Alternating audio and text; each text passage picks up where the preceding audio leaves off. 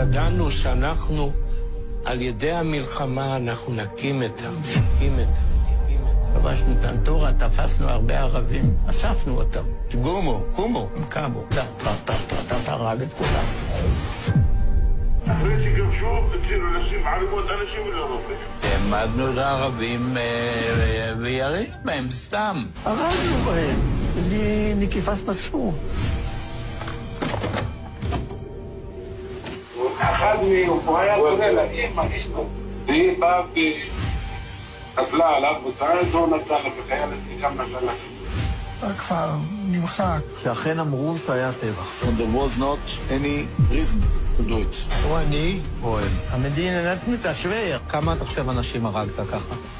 ספרתי.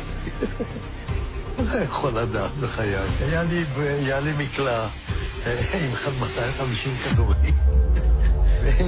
תראה, יריתי, נלחמתי כולם. אני לא יכול לספור. היו חבר'ה שלקחו את הלוויורים ועפו אחרי חבר'ה ושרפו אותם. זה היה משהו זוועתי וזה אסור לספר, אני לא אדבר על זה, כי זה יכול להיות סקנדל שלם מהעניין הזה. היו המון הרוגים ערבים, והם היו זרוקים כמו זבל. לומר במפורש, ב-48 נעשו עוולות איומות לפלסטינים.